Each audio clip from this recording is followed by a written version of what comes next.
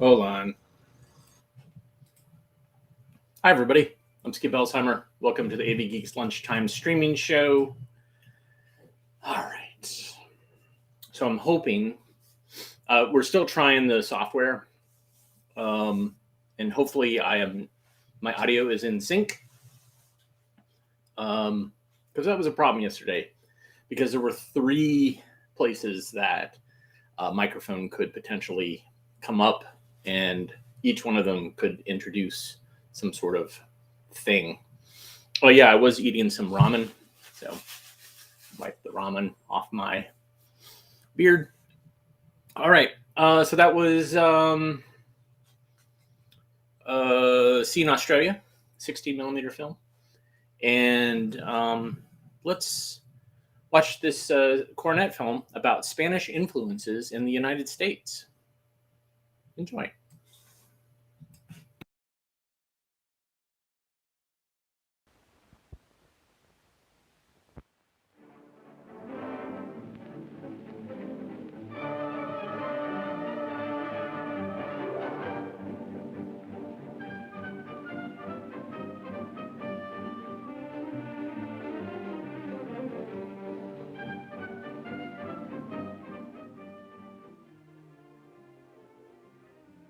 This is the Smith home in a suburban community in the Middle West.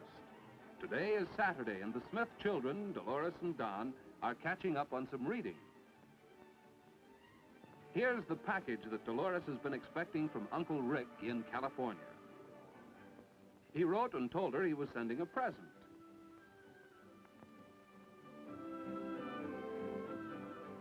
It's a doll, a beautiful Spanish doll.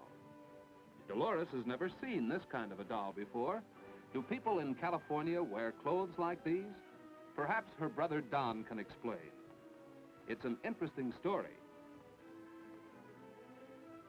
You see, even today, costumes like this are worn occasionally in those parts of our country where Spanish influence is still strong.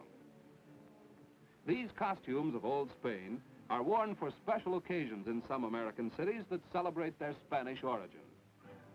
Yes, the language, the dress, and the romantic customs of Spain have left their influence on our way of life. Even the names of the original Spanish settlers remain in our towns and cities. But how and where did this Spanish culture reach our country? It was Columbus who brought the flag of Spain to the New World when he landed in the West Indies. Some years later, the Spanish settled on the peninsula, which they named Florida. There, they founded the town of St. Augustine. Today, St. Augustine, almost 400 years old, reminds us that the Spanish were the very first to bring European civilization to the New World. The castle of San Marcos is the oldest standing fortification in our country. Its thick walls show the importance which the Spanish put upon military power. The early Spanish explorers were not farmers and workers, but soldiers. Wherever they went, they planted their flag as conquerors, or as they called themselves, conquistadores. The West Indies and Florida were among the earliest regions settled by the Spanish. Before 1600, the conquistadores had occupied Mexico and were pushing into the land they named New Mexico. This was the Southwest, the second region of our country to come under Spanish influence. Today, the governor's palace in Santa Fe looks much as it did when it was the headquarters of the Spanish government in the Southwest. There are many traces of this Spanish life. For example, the town plaza, or open square, which the Spanish used, was a typical feature of Spanish town planning. Another feature of Spanish life was the church. Wherever they went, the Spanish established their religion. In addition to their government, town planning, and religion, the Spanish brought their system of land ownership. The unit of this system was the hacienda. The hacienda was actually a community under control of the hacendado, or Spanish owner. To their new lands in the Southwest, the Spanish brought horses and sheep and longhorn cattle. Longhorns were the first cattle to set foot on American shores. Brought by the Spanish in 1521, They spread rapidly and were the beef cattle in the early days of our West. Today, modern cattle breeds have replaced the Longhorns, and the modern American rancher has taken the place of the Spanish hacendado. Our ranching industry owes much to the Spanish, who were the very first to bring horses and cattle to our western ranges. Even our word ranch comes from the Spanish word rancho. In Spain, the cattle herder rode on horseback and was called a vaquero. In our country, the word vaquero became buckaroo, the American cowboy. He still uses the sombrero, or big hat, to shade his eyes, the lariat to rope the cattle, and sometimes chaps to protect his legs from thorns. Did you know that these are Spanish words? Lariat means the rope. Chaps are from the Spanish chaparejos, and sombrero means shade. And there are many more Spanish words that we use. Alfalfa, arroyo, a dry gully, canyon, corral, which means fenced-in yard, pinto, which means painted, and the well-known word guitar. All these are Spanish words. In fact, as Don reminded Dolores, there are several hundred words of Spanish origin that we use in our language every day. And there is more to the story of Spanish influence. For instance, in our ranching industry, the method of identifying livestock is the branding of the animals with the owner's mark or brand. Spanish brands were used in Mexico as early as 1545. From there, they were introduced into our country, and the system is still used on our ranches today. We have seen how the Spanish settled in Florida and in the Southwest. The third area of our country occupied by the Spanish was California. The story of early California is also the story of Father Junipero Serra. He was a Spanish priest, or padre. Under his leadership, 21 missions were founded in California. The missions were units of the Catholic Church and were the centers of Spanish civilization in the New World. Surrounded by gardens and farms which the padres tended, each mission was a self-supporting community. At the missions, many Indians were converted to the Catholic faith. Not only in California, but wherever the Spanish went, missions were built. So successful were the padres in establishing these frontier settlements that they were sometimes called the conquistadores of the cross. From the mission towns have grown many of our well-known cities: San Antonio, El Paso, Santa Fe, Tucson, San Diego, Los Angeles, San Francisco, and Santa Barbara. From the missions, too, has come a distinct style of architecture. Notice how the twin towers, the arched windows, and the plain stucco walls of the mission style have been adopted in this modern post office of Los Angeles. Here is Spanish architecture in the modern courthouse of Santa Barbara. Typical things to look for in this attractive style are the tower, the arched windows and plain stucco walls, the open arcade, and the arched doorway with its carved decoration. You can see the Spanish style in many different kinds of buildings: in libraries, in schools, in churches, and in homes throughout the United States. An important characteristic of Spanish architecture is contrast between the simple and the elaborate. The plain stucco walls are often set off by decoration, such as the colored tiles over this doorway, or delicate wrought iron grills over the windows. Sometimes this wrought iron work is used to decorate a charming balcony or a staircase. Color is also used for contrast in the Spanish style. The stucco walls are a pale background for the bright colors of the decorative tiles. Red roofing tiles are another colorful feature of Spanish architecture. They were used in most Spanish buildings, and you've probably seen roofs of this kind in your own town. Even today, this kind of tile is called Spanish tile. The typical Spanish house is built around an open court, or patio. The warm climate of Florida, the Southwest, and California made it possible for the Spanish to build and use the same kind of house that they had known in Spain. To their new homes in America, the Spanish even brought their type of furniture. Pieces such as this beautifully carved chest and this chair. Typical of Spanish furniture is this claw foot, which is often used on our own tables and chairs. Many, indeed, are the ways in which the Spanish influenced our country. Their dress, their language, their customs, their architecture, and their religion are all part of a way of life that has been called the most romantic and beautiful culture ever developed in the United States. Today, Spanish influence can be found in every part of our country. Yes, it's right here in the Smith home, as Dolores has just realized. Their house is of Spanish style. There is the stucco, the round arch, and the red tile roof. And Don reminds Dolores that her own name, Dolores, is Spanish. And so she has learned a few of the many things that have come from Spain to us.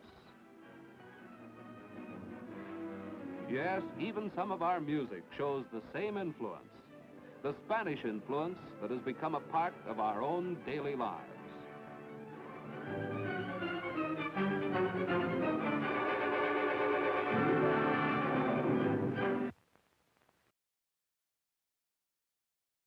That's pretty great. I have copies of that are in black and white, but that was one of the ones that we got that is in beautiful Kodachrome. So behind me, oh wait, now we'll just do this. We showed the other day. All right, man, you're going to be on camera now. All right, so here is a longtime friend of mine, Jerry, who I was already collecting films by the time you knew me. You just started, yeah? No, I think it was long before that. Oh, really? Yeah, because I was still were in you college. At 1,000 yet? Oh, yeah. Oh. Yeah. By the time I moved here, I was 10,000. Oh, yeah. So I helped you pick up some of those 10,000 too, up in Pennsylvania. Oh, that's right. In the middle of nowhere, Pennsylvania. Yeah, that was right. All right. Enough of his talking. He showed up unannounced. All right. Let's see. What was I going to watch? Oh, yeah. We watched English on the Job, reading skills, or no, other ones in the series. This is the reading skills one. Enjoy.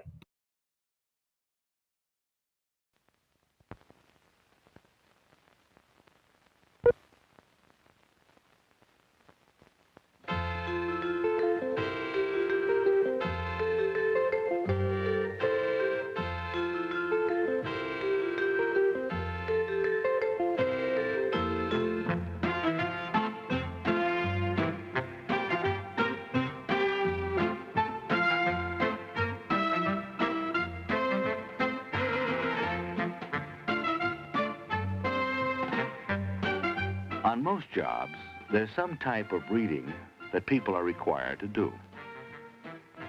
And to get the most out of reading, there are certain skills that you can develop. Let's see what these reading skills are and see how they can pay off for you in getting and holding a job.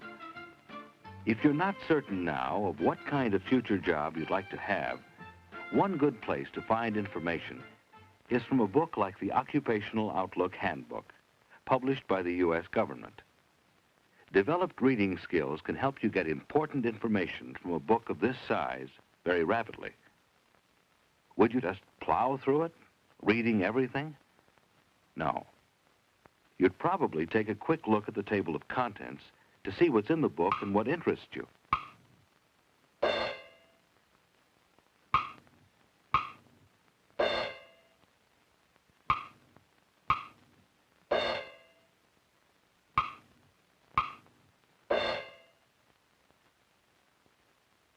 This occupation might be interesting to you. Since this is a long article, you may want to skim it first. Authors often design material to aid you in skimming. There's bold type, photographs, and even charts. After skimming, you may want to go back and reread more carefully. Look for key words that will help you define the occupations more clearly. Key words like training, outlook, earnings, employment, additional information. Once you have an idea of the type of job you're after, reading skills can help you get the job. Think of the want ad section of the newspaper.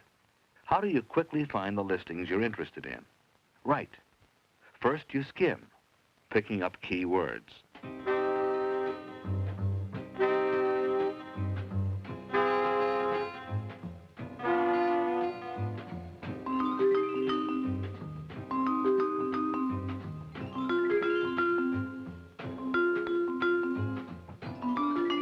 Suppose you're interested in a sales job.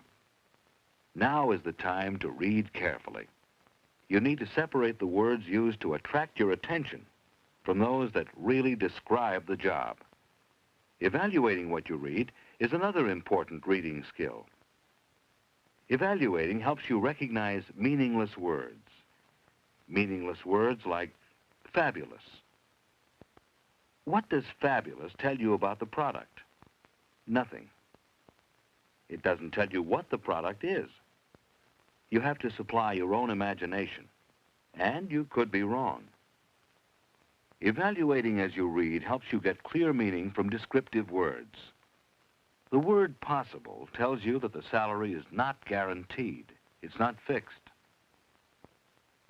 On commission means you get a percentage of how much you sell. Being on a commission job means that turndowns cost you income. You might prefer to work on a straight salary.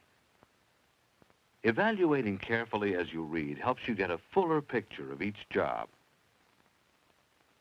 Within ads, there are often descriptive words that help you understand. These words all communicate specific information. But how about these words? They also communicate, but not as specifically as the first group. What's a lovely office? What's an exciting job? This could be an exciting job to some people. Only this kind could be exciting to others. Whatever you read, you need to take the time to think about the words and what they really mean.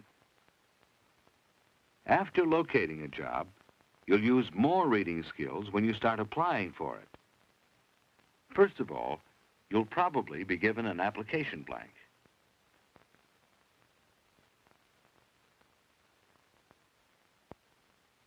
Let's look at the application carefully. Before you fill it out, skim. This gives you a general idea of the information that's required. When you begin reading it carefully, try to get every detail. Reading for details is a skill that's important in filling out any type of form. Read more slowly than usual, or even reread if you have to. Don't write until you're certain of the instructions. You might have to ask questions. Don't be afraid to. Reading carefully and asking questions about what you don't understand can keep you from having to rewrite so much. Being able to read carefully for details helps you complete forms correctly.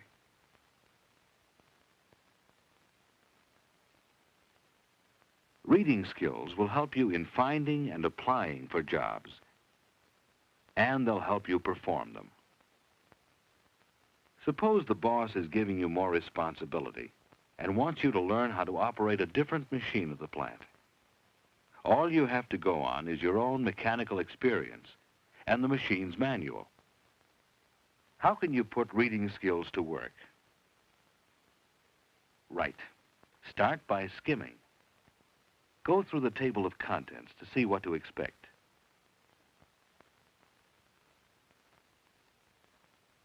Look at the main divisions and subdivisions of the printed page. Familiarizing yourself with material before you read carefully makes the actual reading easier for you. When you begin reading carefully for details, study the charts and diagrams. Apply them to the actual machine. Comparing and checking what you read help you to understand the details. And remember when reading to be aware of the headings and other key words that you noticed while skimming. Key words help you organize the material as you read and help you remember it better. Much of the reading you do on the job is essentially made up of key ideas. Memos are like that. Let's isolate the key words and phrases in this memo. It's to all personnel from Mr. Smith, the controller. The subject of the memo is the new loss report form. The form has 4 copies: white, yellow, gold, and green. The yellow copy goes to this room.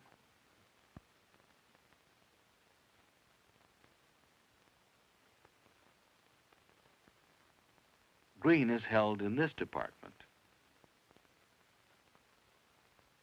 The gold copy is forwarded to this department. The white goes to room 607, the claims office, where it's used to fill out Form 5B. By being able to find the key words, you're able to separate the essential information from the non-essential. This helps you get the meaning of even complicated orders and makes it easy for you to follow them correctly. With any on-the-job reading, keep alert for important words and phrases.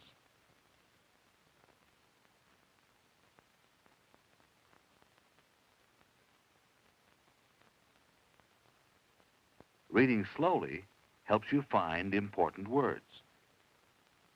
But reading everything slowly would be a waste of time. And that's another important reading skill, knowing when to vary your speed. A beauty magazine is generally easy reading. You can read it rapidly without much loss of retention. However, directions on a beauty preparation are more complicated. Directions need to be read more slowly, even if you just want to get a general idea of the procedure. Good readers are skillful in adjusting their speed to their purpose. If your purpose should change, say, now you want to carefully follow the directions, you'd read even more slowly than you did to get general information. Slow, careful reading helps prevent mistakes. If what you're reading is quite complex, occasionally you might find an unfamiliar word. It's a good idea not to read on. Try to find the meaning.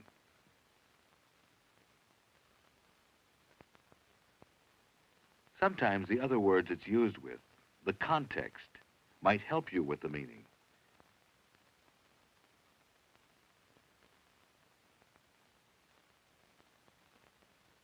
Or you might make a mental note of the word and look it up later. There are many ways of finding the meaning of a word. The dictionary is only one. Reference books are other sources. Or you might get the meaning of a word just by asking a more experienced co-worker. Learning new words helps you build your on-the-job vocabulary. It also helps you get the full meaning of what you are reading. Another way to get the full meaning of your reading is to summarize. Summarize material in your own words. After you've read difficult material once, it might be helpful for you to reread it. Rereading is like skimming. You should do it quickly. Just slow down enough to read carefully the portions that are particularly detailed or confusing. Whenever reading is important to you on your job, use your skills. Skim the material first. Look for key words and phrases. Evaluate and summarize the material in your own words. When you read unfamiliar words, find out their meaning. When you're through reading, decide whether you need to read the material a second time. By improving your on-the-job reading, you can increase your job skills, and that may mean a better job, a promotion, or a bigger paycheck.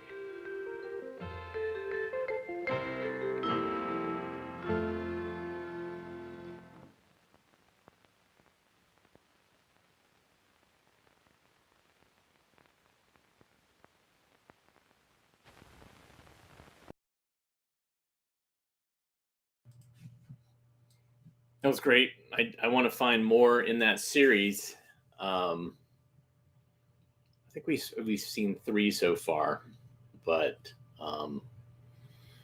yeah, it's great to see because they certainly cover this subject. Let me move this a little bit. I'm using the camera in the house, the internal camera. You see, like I hold my hands up, everything turns blue. This thing sucks. Out of sync, he says. Really? I don't know. I don't know what to tell you. All right. I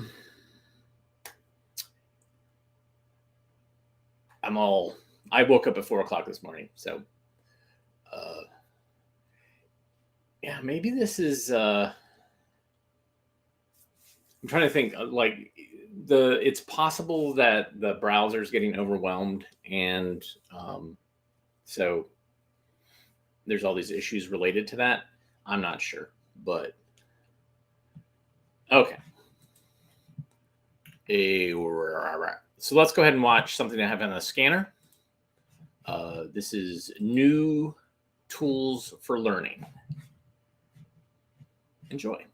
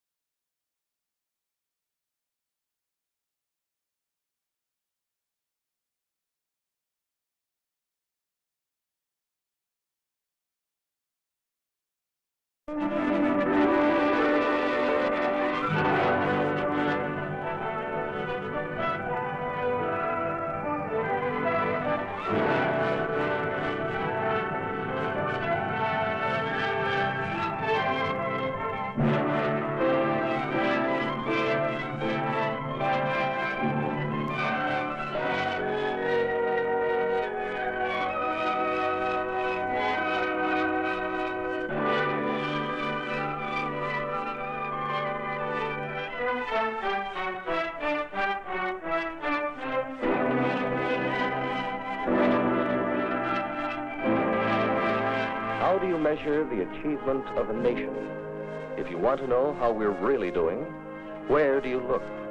Maybe that's a question with more than just one answer. Maybe you have to take one thing at a time and ask how we're handling that problem. Take food, for example. That's an important problem. How are we doing there? Take a look at our farms. The quantity and quality of our output surpass anything ever seen before. And how about industrial production? That's probably where we do the most remarkable job of all. This is the kind of thing we have a special knack for. We have a right to be proud of our performance as builders and makers of goods. How about transportation? The same story, really. More than 200,000 miles of railroads, 300-mile-an-hour planes by the thousands, 40 million cars and trucks. Or look what we've done with health. Physical well-being tremendously improved. Life expectancy at the highest level in history by far. And how have we managed to do all this? We provided tools for the job. Farm tools to multiply our output per acre. Giant machines to multiply our output per man. When it comes to moving people and goods, we have the tools to do it on a grand scale. We have every right to be proud of our performance in these areas of our national life.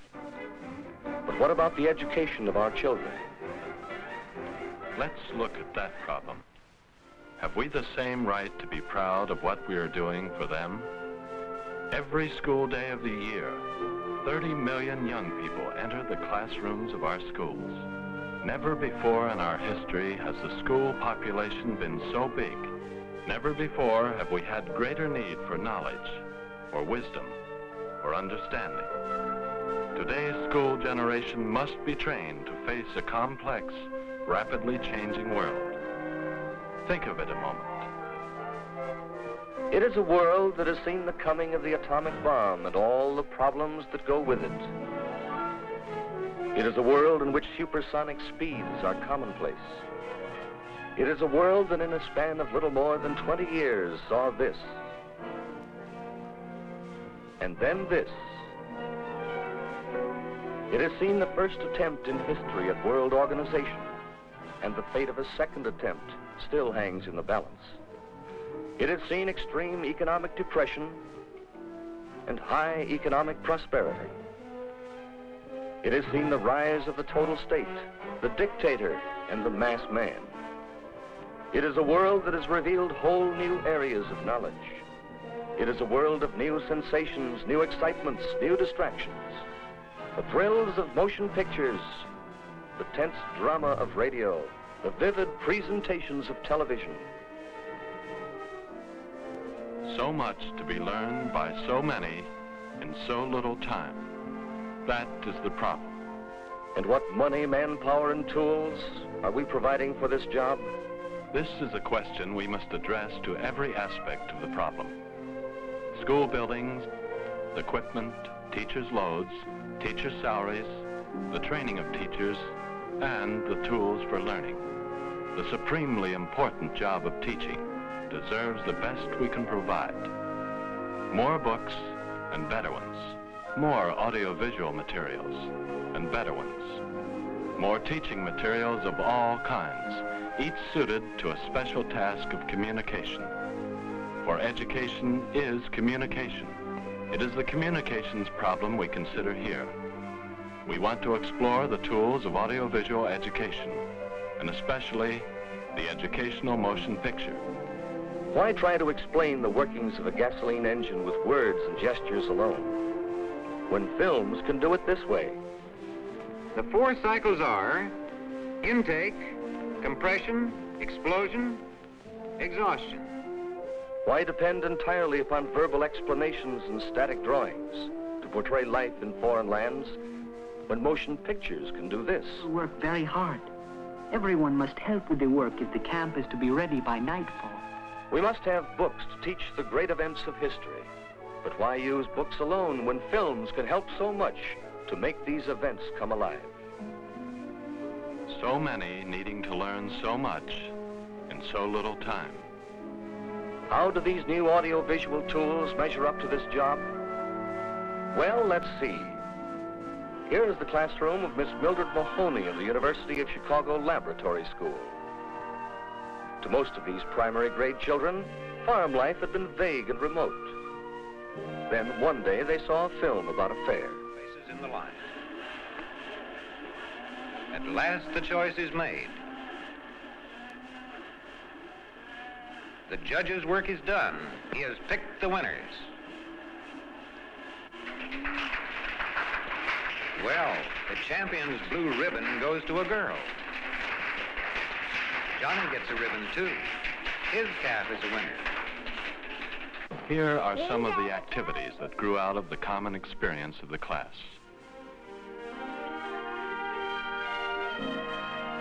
Making a model is only one activity growing out of the film showing.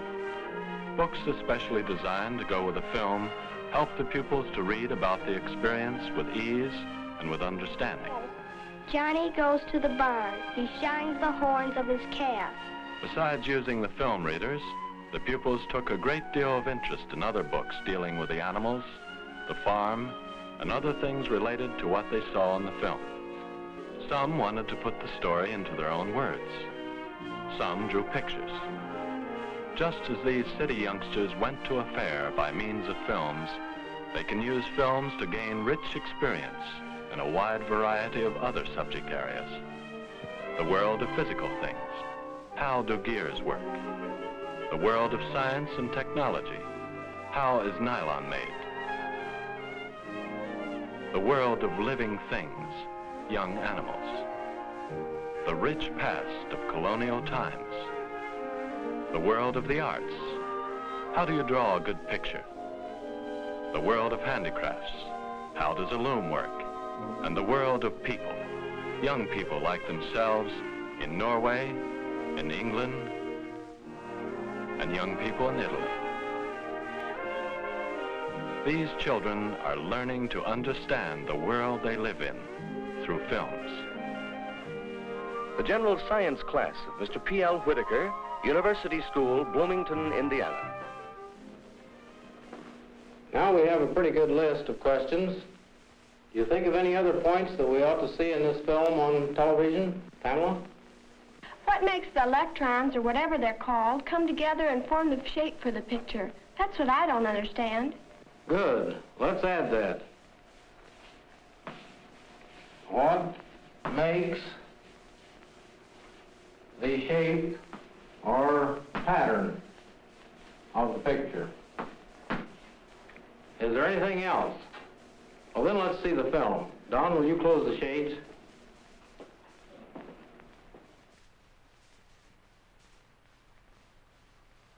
At the base of the tube is a filament. Fitting over the filament is the cathode, a cylinder coated with earth oxides. Around the cathode is a shield called the control grid. Next are two anodes. This is only one of many science films from a comprehensive library which includes motion pictures on physics, motion pictures on chemistry, films on biology. Teachers like Mr. Whitaker have found that their investment in the use of films has yielded rich returns in promoting interest, clarifying difficult concepts, and increasing the effectiveness of teaching. The history class of Mr. John Hamburg, Edgerton, Wisconsin Public Schools. It is therefore that the older I grow, the more apt I am to doubt my own judgment and to pay attention to the judgment of others. Sir, I cannot help expressing a wish that every member of the convention who may still have objections to it would, with me, doubt a little of his infallibility and to make manifest our unanimity, put his name to this instrument.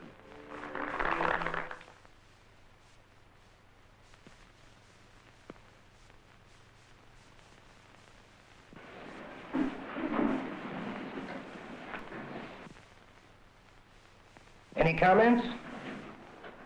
Yes, Bob. I guess I was surprised to see Franklin so willing to admit that he might be wrong sometimes.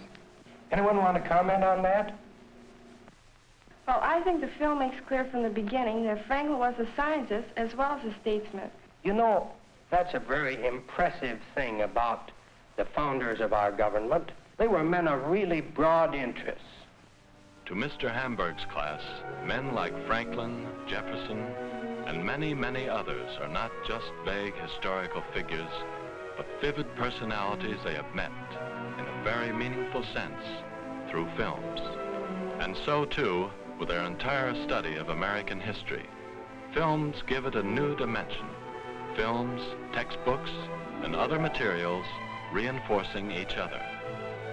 When the period of the movement westward was being studied, this film was used. In a century and a half, a frontier people had remade a continent. Virtually all productive land At another point in the course, there was a film dealing with the Second World War.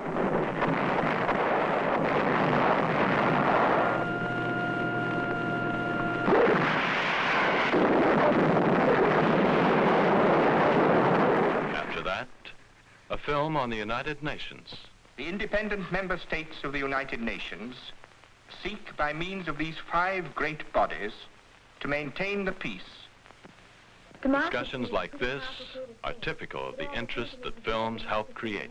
I don't see how you can talk about degrees of democracy and despotism like the film said. Either you have a democracy or you haven't. That's what I think, too. If it's just a matter of degree, then all systems are the same. That's not what the film said. The point was that you can't just go around using words like democracy and despotism without knowing what they mean. That's right. One of the first things any dictator tries to do is fool the people with words they don't understand. And get all excited about. Some people can't even exercise. I think that's the point there. If I may get in a word here, there are 2 distinctly different types of questions involved. One is a question of fact. What did the film actually say? The other is a question of opinion. Should we believe what the film said? We ought to be able to settle the first question rather easily. Can we see the film again? Shall we see it again? Mm-hmm. Charlie, are you all set?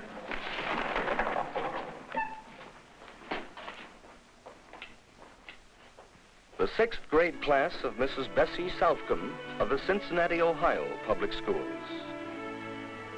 A cough farm. On another occasion, the film selected had to do with personal hygiene. She washes her face at least every morning and evening. She rubs gently all over her face. And then there was the film on the teeth. The rotary strokes massage the gums and stimulate blood circulation. And there was the film on caring for the hair. 100 strokes or more. That sounds like a lot, doesn't it? But it's worth taking the time for. With materials like these to work with, Mrs. Southcombe's class was able to save costly hours of classroom time in their study of health problems. These are not isolated examples. Similar cases of effective film use can be cited in all areas of the school program and at all age levels. For instance, to the art class of Mr. Harlan E. Hoffa of the Evanston, Illinois schools comes the skilled artist. The students have the experience of seeing a great artist at work. The engineering class of Professor Richard H. Cole of Northwestern University. A lucid and straightforward demonstration of the meaning of vectors. The teacher training group of Mr. R.E. Peaty of the University of Chicago gets a new insight into child development. The importance of the child's questions and how they are answered. And for adult groups like this, the films provide a common experience for a group discussion. Films are only part of a broad movement in the audiovisual field. Film strips, records, magnetic recordings, models, charts, radio and television are also new tools for enlightenment. To promote a wider and more effective use of these tools, states, counties, and cities have appointed professional audio-visual directors to provide leadership in the field. Universities have established centers for teacher training and research in audio-visual education. The U.S. Office of Education and other civilian government agencies have training film programs. Industry and the armed forces continue to use the audio-visual tools that have been so effective in the speedy training of large numbers of men and women.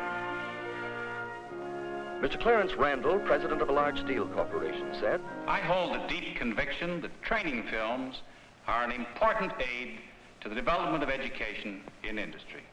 They are direct, they are inexpensive, and they teach people not only the how, but the why of doing things the safe way and the smart way.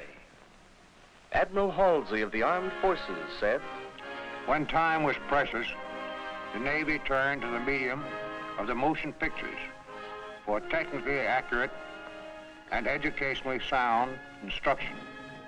Research centers such as this one at Pennsylvania State College are constantly adding to our knowledge of films and their effective use. A growing number of city school systems have central points for the distribution of films, and more than ever before, individual schools are fighting to get the facilities they need to make the use of films and other audiovisual materials a regular part of classroom instruction.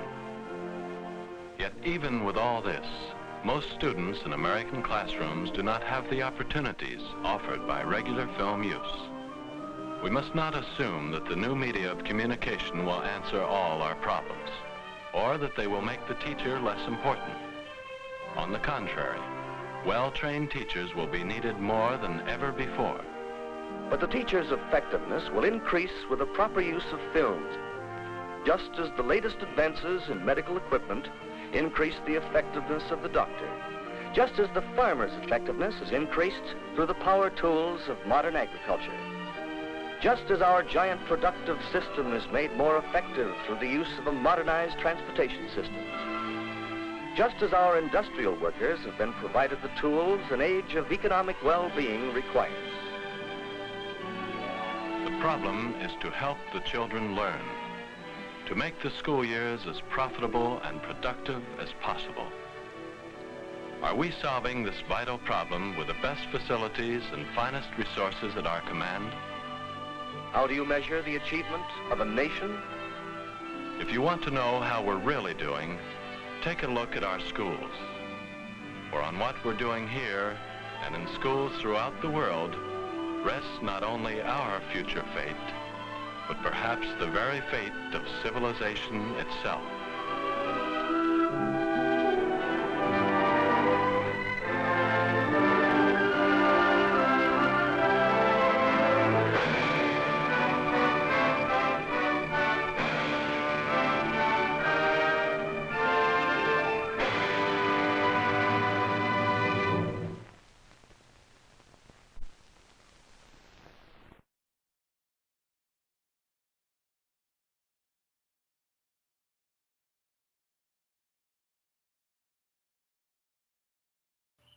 Wow, that was something else. And let me tell you why it's something else. So University of Chicago, the people who made this film, acquired Encyclopedia Britannica in 1948, including their film division. And so this was just a big ad for educational films, and in particular, Encyclopedia Britannica films. So it is a kind of a fascinating look at, this is like rah film. And oh my God, some of the scenes in there were over the top, wonderful. I was so excited. But I was like, this is just an ad for Encyclopedia Britannica. So that being said, wow, it's still having sync problems, man. I'm concerned about using this software. I'm basically using Restream Studio software, and I'm not sure what's going on, why the sync is going off. Yeah, it's very frustrating. But I don't think I can show any film today that's going to top what we just saw. It was so good. Holy cow. And it featured our friend, narrator, James Brill. James Brill. He narrated some of the Encyclopedia Britannica films that we saw things of. That scene with the doctor who's kind of listening to the little boy's chest. That actor played the dad to Dick York in Shy Guy, which was a Cornet film, but he plays a doctor in the EB film. He also plays a judge in the EB film too. So, all these were actors in the Chicago area. So Cornet was probably a couple of townships over from where EB was filmed. EB's films were filmed. So there's that. But yeah, I think I'm done. I'm exhausted. But if you like what you saw, you can donate. Let's see. I got. You can buy us a coffee by going to ko-fi.com/avgeeks, Or you can support us on Patreon at patreon.com/avgeeks. You can also hit the thumbs up, the like button, the subscribe button, and you can send us some cash via the super thanks button. Somebody scanned the QR code. That's crazy. It actually told me that that's what happened. Oh, and it showed it to you too. Okay. Yeah, I'm gonna have to play more with this. You guys are. This is all in anticipation for the 1,000-minute show, which is going to happen on Saturday. And we're going to try to use this and see what happens. Now I'm in sync, it says. That's, who knows, man. I have no idea. But yeah, so tomorrow we'll be doing the another show, and then we'll do the 1,000-minute show on Saturday, which is from 9 a.m. to 2-ish, 3-ish on Saturday. Then I'm going to take a week off. I'm sorry, I'm going to take a break because I've been doing this for 3+ years, and it's time to give myself a break. So anyways, join us tomorrow. And yeah, I'll show you some more stuff. Although I don't know if it'll be nearly as good as that film that we just saw. I'm sure we might have something. But everybody take care, and we will see you soon.